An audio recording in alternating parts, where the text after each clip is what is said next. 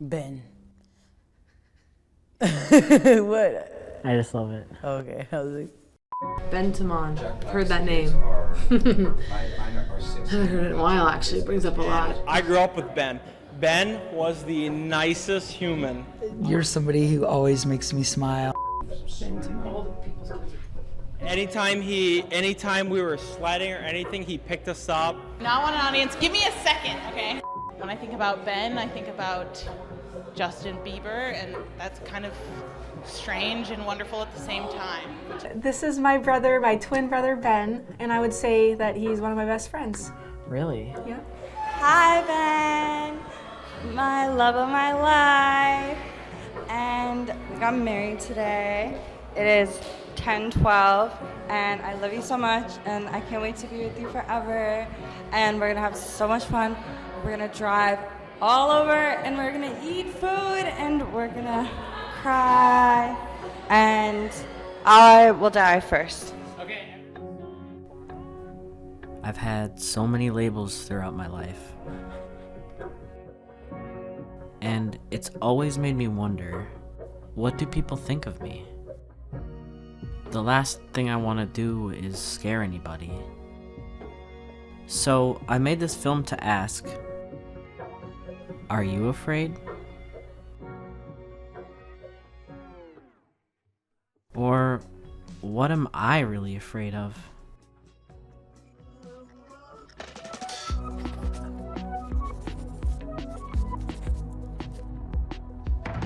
What was I like growing up? You were into adventures. None. We're going swimming tonight. Why didn't you get your feet done? If you put your brother here, they'd give him back to us. They wouldn't take him. Look at how, give me your vicious faces.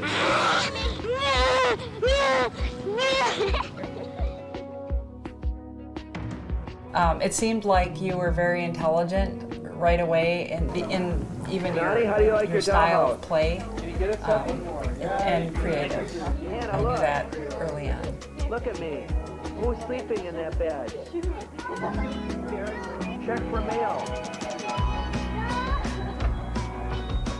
Hannah, what, are you moving, Hannah? You're gonna put that in your room? You gotta put the furniture in the rooms, in the house. Can you smile, Hannah? Smile for me.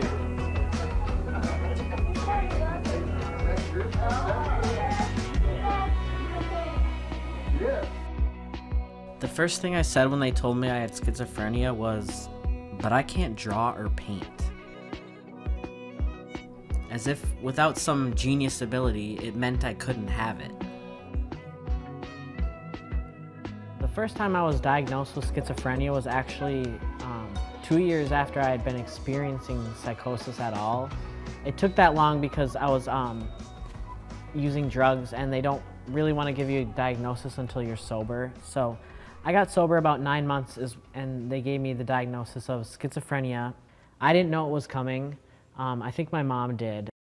I didn't know that you had it. I knew that there was something going on. I knew that there was probably stress. I knew that there was anxiety, depression for sure. Sometimes I call it the trifecta. You know, before the mental illness came into play, there was addiction. And then before the addiction, I think you were 16, and you came and said that you were gay. Right. It was one thing after another with you. My doctor at the time, Dr. Pat, had just a lot of plants in her office, and I just felt like I just dreamed of them just like overgrowing me, while my psychiatrist was kind of just sitting there like, yeah, Ben, you have schizophrenia. I remember just stopping, and time stood still for a minute. I've been to the hospital inpatient psych ward 20 times. They're all different in some way, but similar in a lot of ways. It's hard to, have responsibilities and check out, completely. I wanted to be like, I want to do life. I want to do life every day. I don't want to have any checkouts. I want to not only survive, but I want to achieve my dreams. I met Nyla on Hinge, but it really felt like our ancestors were maybe trying to get us together a little bit sooner than that, after we talked about everything, our lives. Yeah, Ben and my stories are like really tied, even way before we met each other.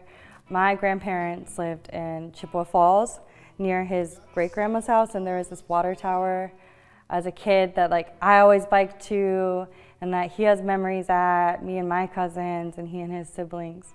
And it's just really iconic in my childhood and his. Did you think I was going to be the first kid of you have 4 kids. Did you think I was going to be the first kid? No. No, not it. I was. You were. I remember looking at you, and you just looked like the luckiest kid alive. Yeah. Like, I just can't believe this is me and this is happening. Oh, I can say that's the happiest I've ever seen you. Yeah. And I just thought, this is it.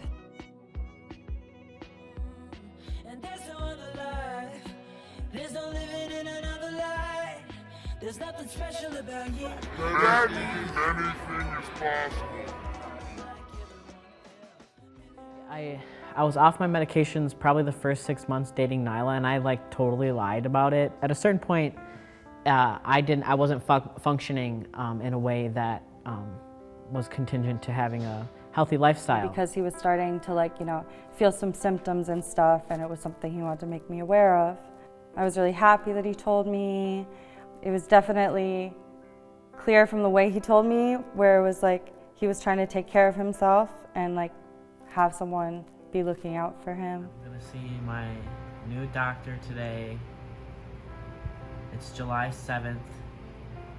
So one of the first things that I was very aware of, and this was before we even met in person, so this was even through some email correspondence that we were starting to have, well, Nyla was involved in that as well, is wow, this is somebody who's clearly really smart, really intelligent, and kind of really motivated to have something different happening in their life. Ow. I saw my new doctor, and she's awesome.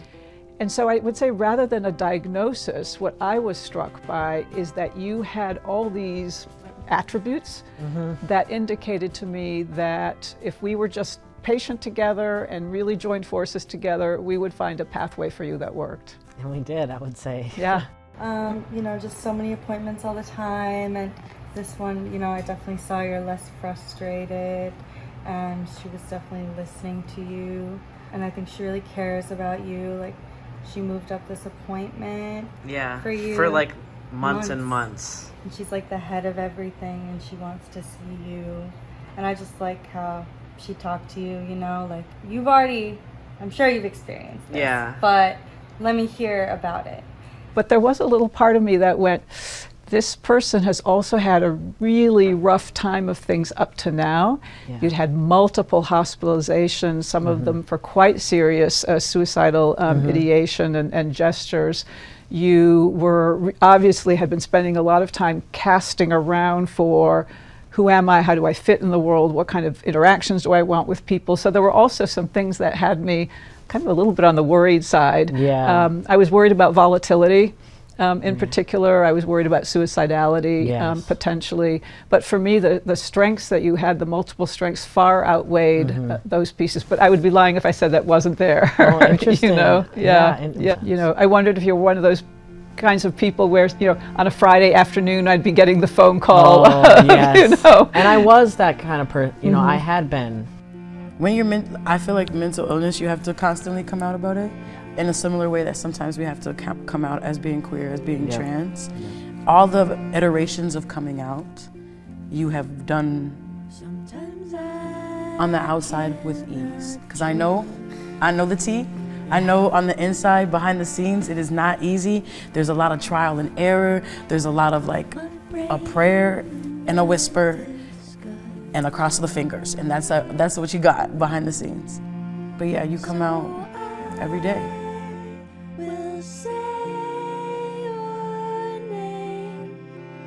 I've made it farther than I thought I would. I wasn't even sure I'd make it to 30. I don't know if it's a miracle or all this work I've put in, but I'm glad I'm here. And maybe it's not so much what people think of me that matters. just making sure I put into the world what I want out of it.